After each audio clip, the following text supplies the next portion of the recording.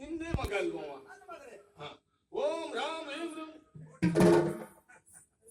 ಲಕ್ಷಣ ಅವಲಕ್ಷಣ. ತಾವುಗಳು ಮದುಮಗರಾಯರು ಹೊರಟದ್ದು ನವರಾತ್ರಿಗೆ ಅಲ್ವಾ? ಅದೊಂದು ಯಾವುದೊಂದು ವಿಶ್ವಾನ. ಓಂ ರಾಮ್ ಏಂ ರಾಮ್.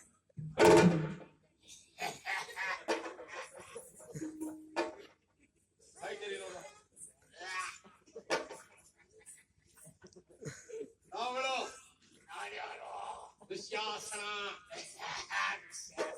ಹೊರಟದ್ದು ಯಾರಿಗೆ? ಪುಣ್ಯಾತ್ಮ ತಮ್ಮ ಇಷ್ಟು ಹೇಳಿ ಸಾಕು. ನಿನ್ನ ಬಾಳ ಮಾತಾಡ್ಸುದಲ್ಲ ನಿನ್ನ ಮಗನೇ ಬಾಲ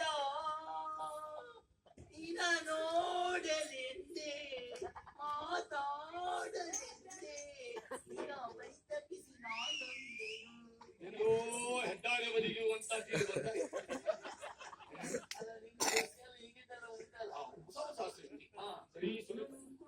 ಕೋಪನನ್ನ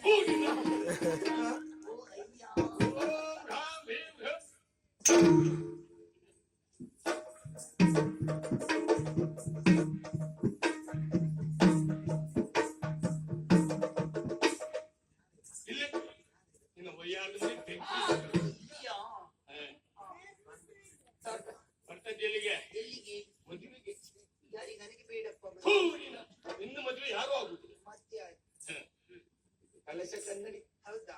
ಸರಿ. ಬೀಗರ ಪಂಕ್ತಿಯಲ್ಲಿ ಕುಳಿತು ವಿಚಾರ ಮಾಡ್ಲಿಕ್ಕೆ. ಆಯ್ತು. ಓಂ ರಾಮ್ ಹ್ರೀಂ ಹಾಗಿದ್ರೆ ತಮ್ಮ ಪ್ರಯಾಣ ದ್ವಾರಾವತಿಗೆ. ಆಗಲಿ ದೀಪ.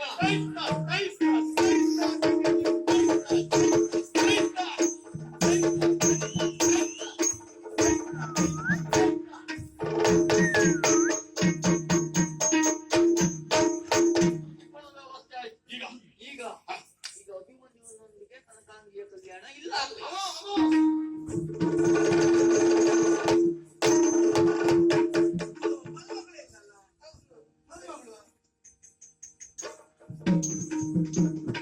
ಸಿಂಗರಿ ಬಿಲರ ಬಲಿದು ಮಂಗಳಾಂಗಿಯರು ಕಾವಲಿದು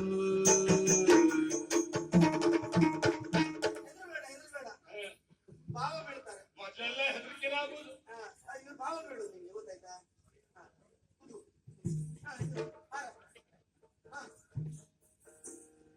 ವರದು ಮೌಲಯನಾಯ ಪರಿದೋಷದಿಯು ಪಾಡಿ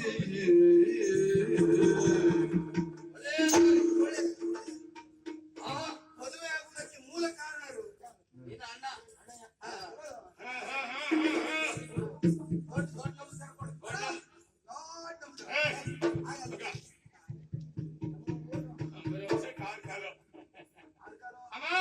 ತಡ ಮಾಡುದಲ್ಲ, ಪಾನೆ ಕೊಡು.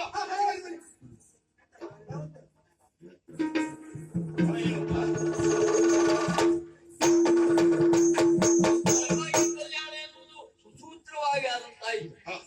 ಎಲ್ಲರೂ ಊಟ ಮಾಡ್ಕೊಂಡೇ ಹೋಗಿ ಇಲ್ಲಿ ಹೋಗುದಲ್ಲ, ಮಾಯಾ ಕನಕಾಗಿ ಮದುವೆ ನೋಡ್ಕೊಂಡೇ ಹೋಗಿ ಅವರು. ಅದು ಅಲ್ವಾ?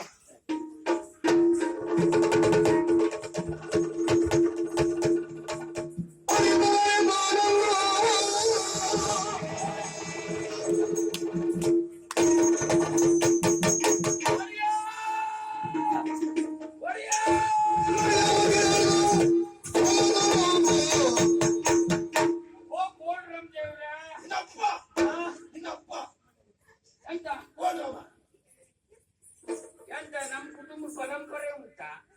ನಮ್ಮ ಅಪ್ಪನ ತಲೆನೂ ಬೋಳು, ನನ್ ತಲೆನೂ ಬೋಳು, ಎಲ್ಲ ಬೋಳ್ ಸಂತಾನ ಅಂತ ಮಾಡ್ತೀರ ನೀವು. ಅತ್ಯಂತ ಬೋಳರಾಮ. ನಿಮ್ಮ ಹೆಸರು ಬಲರಾಮ ಪ್ರಭುಗಳೇ. ಬೋಳ್ ಬಂದ ಒಡೆಯ ಉಸಿರು ತಕ್ಕೊಳ್ಳಿಕ್ಕೆ ಆಗುದಿಲ್ಲ. ಯಾಕೆ ಕಳಿಬಿಡಿ? ಏನ್ ಉಸಿರು ಬಿಡುವಂತ ಹೊತ್ತಿಗೆ ನಾನು ಬಲರಾಮ್ ದೇವ್ರು ಹೇಳಿದ್ದು ನಿಮ್ಗೆ ಬೋಳರಾಮ್ ದೇವ್ರ ಎಂದಾಗೈತೇನ? ಹಾಗಾದ್ರೆ ನಾನು ಕೇಳಿದ್ದು ವ್ಯತ್ಯಾಸ ಅಲ್ಲ, ನಾ ಹೇಳಿದ್ದು ವ್ಯತ್ಯಾಸ ಆಯ್ತಾ? ಇಷ್ಟು ಕಡಿಬಿಡಿ ಯಾಕೆ? ಕಾಣಿಸ್ಬೇಕು ಒಡೆಯ.